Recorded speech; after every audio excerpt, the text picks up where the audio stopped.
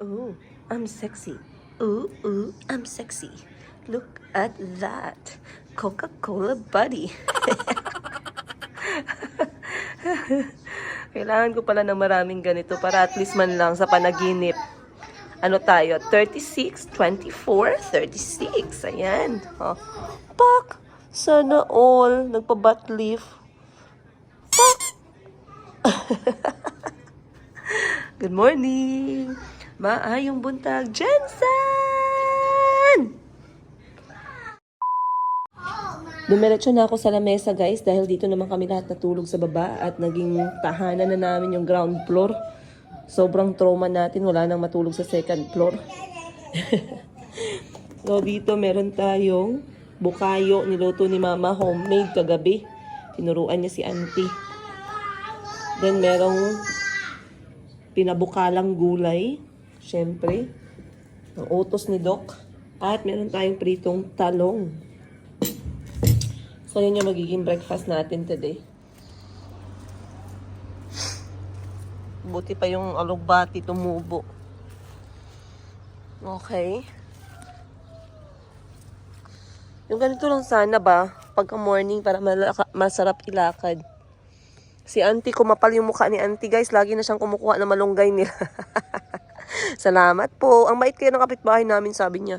Kung gusto niyo ng malunggay, kuha lang kayo dyan ha. Siyempre naman guys, kasi the more na magkuha ka ng malunggay, the more man yan magtubo. Diyan natin matututunan yung life lesson na the more you share what you have, the more your cup will be filled. Yahoo! Tama ba? Ang dami kong alam. So ganito lang itsura ng sampayan natin, as you can see, kasya lahat. Bakit nakatabi yung aking kumot sa aking mga basahan? Si Auntie talaga. Ayan guys. Functional na siya. Maraming salamat sa lahat na nag-pressure sa akin para maraming salamat sa lahat na nag-pressure sa akin para magpagawa ng sampayan. Ayan na guys, sana masaya na kayong lahat. Ayan, tinaniman ng kapatid ko at ng aking bayaw ng mangga. Pag may tanim kasi, ibig sabihin yan, taken na. Dapat pala tinaniman ko, no? Tinaniman ko ang aking ex-husband para nakita ng iba na taken na. Madami, hindi mo naman kailangang taniman yun kasi in-announce mo naman yun sa world. In-announce mo naman yun sa vlog. Ganun talaga. Kahit in-announce mo, meron pa rin umaagaw. Pero anyway, let's move on. So maganda na sikat ng araw. Ayan. Binilhan nga pala ako ng ate ko ng drone galing Bangkok, Thailand. Sabi nga nila, hindi mo matututunan ang pagmamaneho ng isang kotse kung lagi itong nakapark. So, kailangan ko ng pagtuunan ng pansin yung ating drone para makakuha naman tayo ng mga memorable shots. Ayun. Mahal na mahal ako ng mga kapatid ko. Very supportive. Nagtatrabaho sila para maging masaya ako. Nagtatrabaho sila para mabigay yung mga luho ko. Nagtatrabaho sila para siguraduhin okay ako. Okay. Ayan guys. Ayan pa rin yung decoration ko. At dito nakapark yung aming mga luxury bikes. Yan yung kay Chico, yung itim, yung masyadong gaspang na. Ito naman yung kay Kulit-Kulot, pula. So, ganyan lang yan. Sana all may mga motor na at property at the age of 2, at the age of 3. Si Mama nagdala dito ng mga nabubulok na kahoy kasi i-compose niya daw to. Ayan, may mga halaman, may mga bulok na kahoy. Ang motor ng kapatid ko dito nagparking.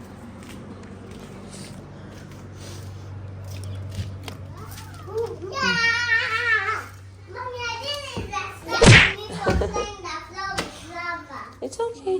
No. A few moments later.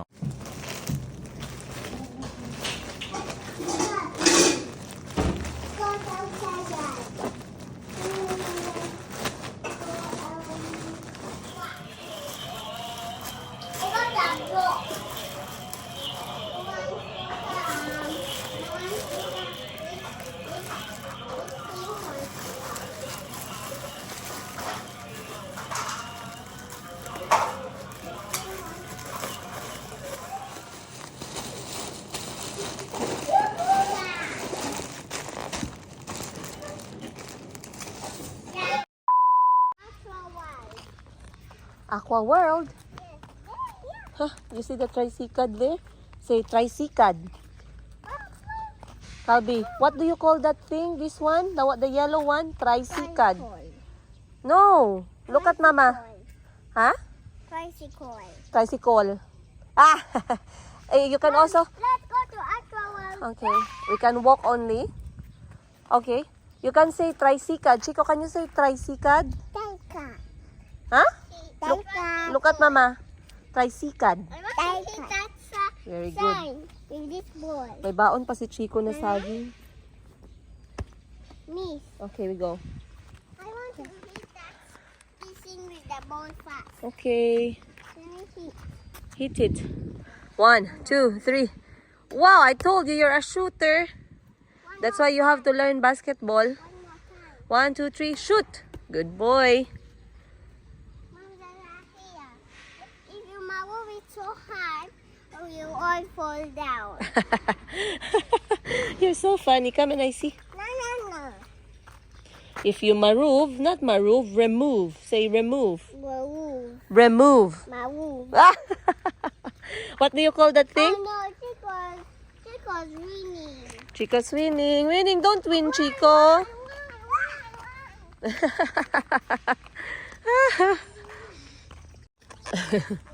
Good morning, Jensen. Say good morning, Jensen. Good morning, Pam Pam. Say good morning, Jensen. Hammer Pam Pam. Ah, Good morning, Jensen. good morning. Parang nabitin yung tulog namin, guys, kasi alam niyo yung kalahati lang ng katawan ko at kalahati lang ng utak ko yung tulog. Lately, pagkatapos ng lindol. At kagabi, naramdaman ko talaga alas 3 ng umaga.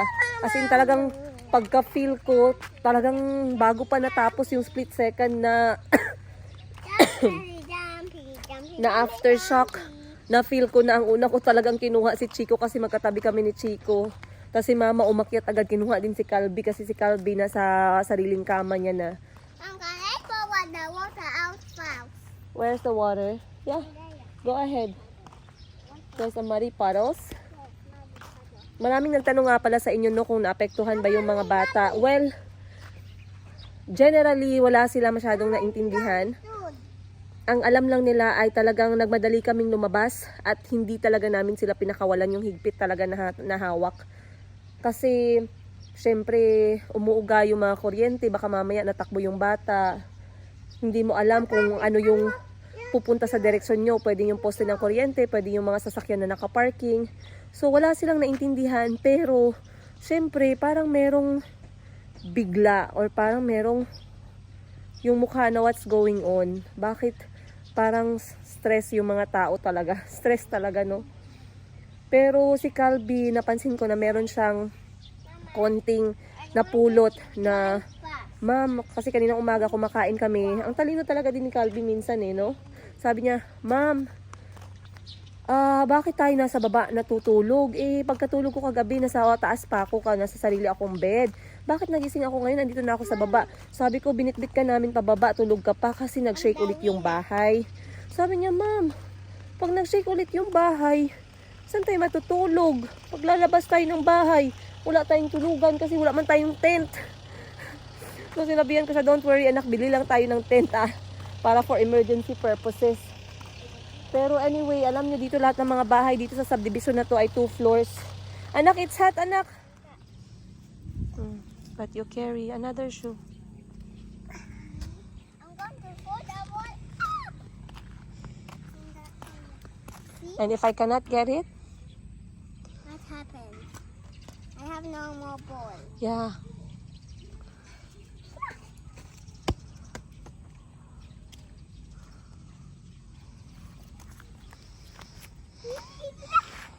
Your banana?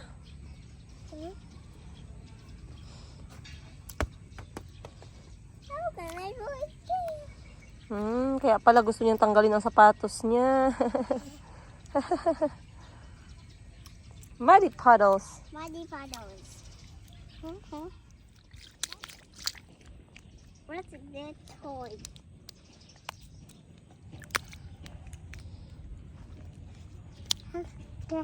No. Look at your banana. Now it's dirty. You can't eat it.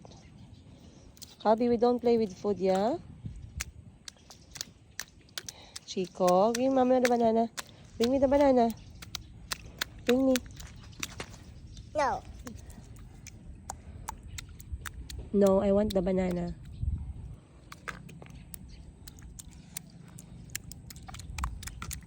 No.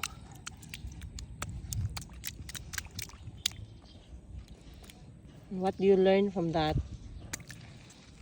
What do you learn from playing with water? Calby? Huh? What do you learn from playing with water? Swimming. Swimming. Eternity later. Maayong buntag, guys. Maayong buntag sa inyong lahat. Tingnan ko po kung nasaan na kami. Ayan. Patapos na naman ang buwan ng November at papasok na ang ating Pasko Paksiw. Malapit na, guys. I'm sure marami sa inyo yung uuwi. Marami din yung mga hindi makakauwi. Pero, once again, ang importante, healthy tayong lahat. Ayun. So ngayon, time check tayo. Alas 10:30 ng umaga. Lalabas na si tindera sa Africa para magbaka-baka na naman. Pero bago ang lahat, meron akong dadaanan dito na housing. Ayan, silipin lang natin, guys, kasi maganda din na meron tayong mga idea kung ano yung mga housing dito sa General Santos City. At saka, baka meron sa inyo mga taga-Jensan dyan at naghahanap kayo, at least meron kayong idea dahil dito. So, etong housing na to ay ang VSM Heights Subdivision. Bisitahin lang natin, tsaka kahapon kasi dumaan kami, sarado na yung model house nila. Pero tingnan natin ngayon. So samahan nyo ako for today's episode. Once again, you guys, para magkaalaman tayo kung magkano na ba ngayon ang mga housing. At ano nga ba yung mga pamamaraan para magkaroon tayo ng bahay dito sa Pilipinas. Siyempre para sa mga bagong OFW, para sa mga bagong graduate na gusto nang magsimula ng kanilang property. Ayun.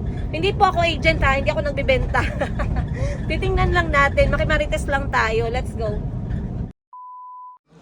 Alright guys, nandito na tayo ngayon sa loob ng isang model house unit ng VSM. Ayan, marami na pala silang mga branches dito sa General Santos City. Pero ito yung pinakamalapit along Connell Road kung may mga taga-Jensan man dyan na nasa abroad. So, etong unit na to is 2-bedroom siya. Tumatakbo yung presyo niya ng 3 million plus, mga 3.1. Pero, ang option lang para makakuha ng bahay na to is through Pag-ibig. So, kung mga Pag-ibig members kayo, madali lang daw siyang ma-approve, guys.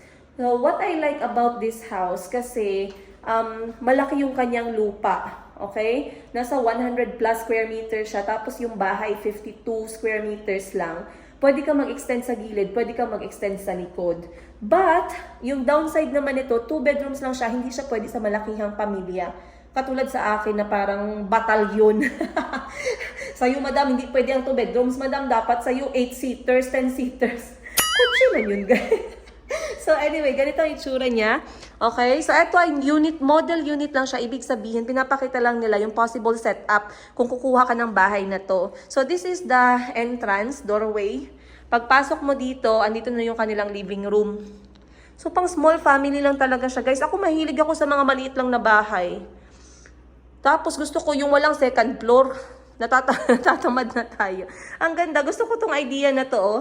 Kopyahin ko nga to. Sabi ko sa kanila, interested ako. Pero ito lang talaga yung sadya ko, guys. Kopyahin ko yung mga interior. So, ito yung kitchen. For 4 people lang talaga siya. Nanay, 2 anak. So, kung single, bakante lang yan dyan.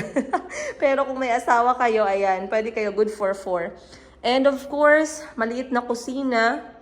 So, maliit lang talaga siya, guys. Kung gusto nyo magpa-dirty kitchen, pwede pa sa labas. Then, merong toilet dito, common toilet. Dito sa kabila ay ang kanilang spare bedroom or bedroom number 2. Dito ang bedroom number 1 or master's bedroom. At meron siyang sariling shower. Sariling shower talaga. Okay. So, eto yung kanyang unit. Maganda, guys. Maganda yung feeling na pumapasok tayo sa ganito kahit wala naman tayong planong bumili if ever. Pero sa mga may planong mag-invest, lalo na yung sinabi ko sa inyo sa recent videos natin before, na I really encourage yung mga bata pa dyan, 23 years old. Yung kapatid ko nga na 23 years old, guys, nag-aaral, gagraduate ng police. Talagang lagi ko siyang sinasabihan na ang unang-unang gawin mo, kumuha ka ng bahay sa pangalan mo, kahit isa lang. So, the same din yung advice ko sa inyo. Kung meron ako mga viewers dyan, mga langga, bahay muna bago egat-egat, mga langga. Saka na yung mga iPhone, mga langga, ha? Bahay muna, lalo na kung babae ka langga, kailangan mo ng bahay sa pangalan mo. Para hindi ka maipit in any instances. Kasi meron kang sariling bahay. Ayun. So, ayan guys. Ang ganda ng kanilang decoration. Alam ko kung saan nila binili yan. Charot. Kopyahin natin tong blinds. Alright, so let's go outside. Kasi meron daw silang another branch na bisitahin. Landscape sa labas. Possible ideas lang to guys ha. Again, this is just a model house or model unit. So, ganyan ang itsura niya sa labas. Kung pwede nga, dalhin na lang natin to pauwi sa bahay. Parang kailangan ko to doon na guys. Pero maganda siya. Ayan. And then, may spaces pa siya sa gilid tsaka sa likod for possible expansion. Ayun, spell expansion. Alright, let's go. Alright guys, goodness, nawala na ako sa Pasig, nakalimutan ko, meron palang check-up si Chico ngayon. Meron siyang follow-up dahil inuubo pa rin siya. Pero, pupunta ako ng bangko para kunin yung aking ATM card na nag-expire. So anyway pala guys, lagi kong nakakalimutan, pero I want to mention in this episode, sa lahat po ng mga first na nag-order ng, sa lahat ng first batch at second batch na nag-order ng ating African kimono, straight from Uganda, Africa. Ayan, made in Uganda po, syempre. Gawa ng ating kaibigan na si Maring Sara Pedun.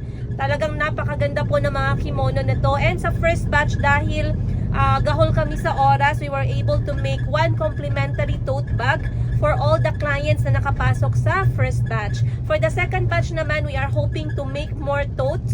Ayan, for now, we are promising one free tote bag made of Chitenge African fabric, of course, with the brand Sara Pedun. Ayun. Sa first batch natin, we sent up to Jeddah. Meron tayong USA, meron tayong South Korea, meron tayong Canada, at meron tayong Italy. So, sobrang bongga yung mga orders natin, guys, pang UN. Ayan. For the second batch is November 15 to November 30. November 30. Sending natin is November 30 pa. Ayan. Puno na rin po. Ubos na yung ating second batch na African kimono made by Sara Pedun.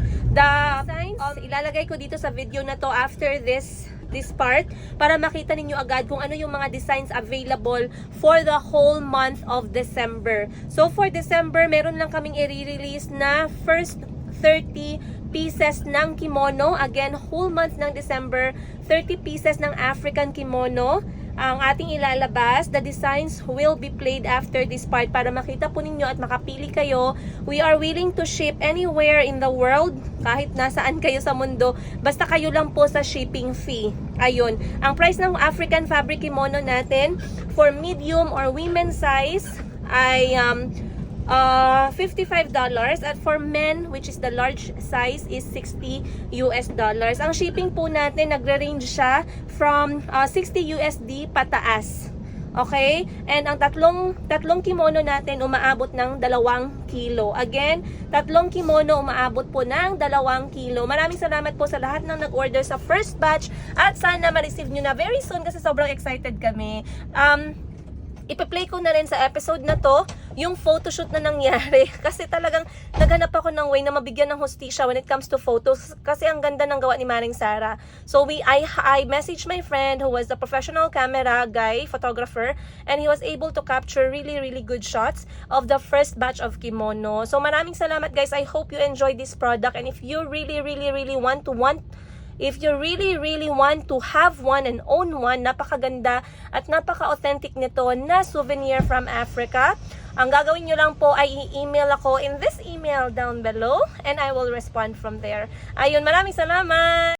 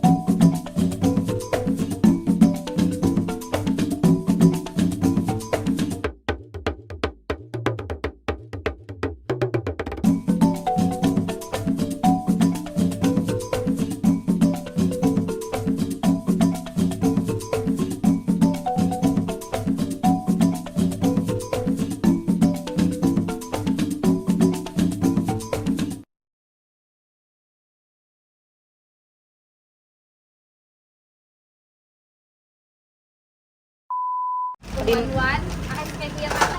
rice turon 5. Kuya Tata, Kuya Denver. Denver. Then 3 ani. Ay, init pa siya oh. 5 na lang.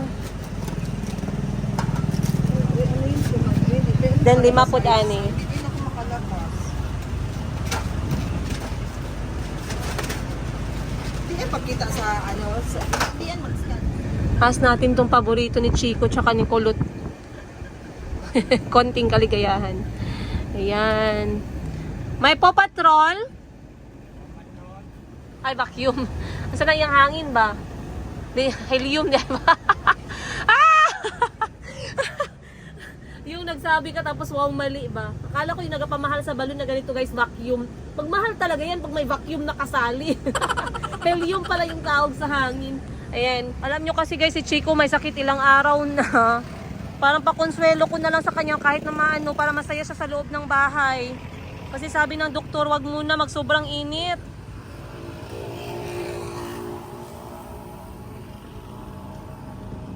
Ayun si Rabol. A few moments later. Hi! Mommy! Whoa! Wobble balloon! And Super Mario! Boy? Super Mario! Yay! Wobble! You put inside, it might go up in the sky. Wobble! Do. Come You- back to wobble. Up! Super Mario! Did anyone say thank you? Mario! Mommy! Bye for what's the Mario? Oh, okay. Mario! Wow, Super Mario! Toink! Toink! Toink! My Mario! And I received a package. Maraming salamat. Shout out dyan sa aking kumare. Kumare talaga. It's Trisha Richmond sa Richmond family. Hello, Alan. Hello, Trisha. Thank you. Thank you kayo, girl. And of course, Torvi. Ayan. And kay Bridget. Maraming salamat. Mga kaibigan ko yan sila guys sa taga-Canada. Matagal na kami magkakilala. Way back Thailand life pa. So may na-receive akong package ngayon. And by the looks of it, I think sobrang ganda nito. Pakita ko lang sa inyo guys. Ang cute! So basically, pinadalhan niya ako ng mga damit ng baby from Canada. And they are classic. Classic na outfit. Ang cute! Ah! Oh my goodness guys, look at that! Oh, kung hindi man aesthetic yung tindahan ninyo, yung baby natin, no, Mayumi magiging aesthetic. Ayan, sobrang ganda. Ang liit naman ito, oy. Kailangan talaga nating mag-diet kasi sobrang liit. Meron siyang pabotones sa likod. 1C siya. Damit ba to ng bata or damit ng manika to? Ang liit, ha? Someone sent a gift for Mayumi. so small. Look at this. Infant. This is for newborn. Merong magandang diaper panty. Diaper panty. Ang cute. Ano siya guys? Crochet. Meron siyang pabotones. Next. Eto, the same. So, di ba kapag bata naka-diaper, pag ayaw nyo naka-diaper, pwedeng ganito. Diaper and then this one. Meron ding blue. Ayun. So, si Trisha guys, sobrang tagal ko na siyang kaibigan. Actually, kung wala ako dito ngayon sa Jensa, nasa Canada ako. Nasa Canada tayo. Uy, ang ganda. Sobrang cute. This is for 6 months. Up to 6 months yung kanyang edad. Pero parang maliit. Feeling mo naman malaki ako. Siyempre, maliit yung bata. Meron din ditong blue. Plus, another one. Which one? This is for the, which one? The balloon? That's the size. Kailangan ko talaga tong buksan at palabhan na para magamit na talaga, sure ball. Hindi ako magtatago ng mga hindi nagamit. Walang ipe-preserve. Iingatan lang natin syempre para maipamana natin sa mga nangangailangan din ng kanilang baby clothes. Pero sobrang cute. Ang ganda ng tela. Thank you, Trisha. Love you. Salamat sa blessings mo kay Mayumi. Oy, wow. This one is a dress. A small dress. For Mayumi. Meron siyang partner and then meron siyang wow, bonnet. Ang cute guys, oh. Bonnet style. Ano yan? Classic. Classic na outfitan. Meron siyang pink, meron din siyang blue. Ayan. At meron siyang this one. The same lang siya. One piece. Ayun. Okay. Okay. Para siyang blouse. Uy, dapat magamit talaga to. Yung galing pa lang sa hospital, pagkalabas ng bata. Dok, eto yung pasuot mo talaga. Kasi, baka mamaya, hindi mo pinagamit, biglang lumaki yung baby, hindi na masuot. Ayan. Thank you, Trisha. Maraming salamat, girl. Labahan ko na to para ma-impake na natin. 3 months early tayo mag-impake.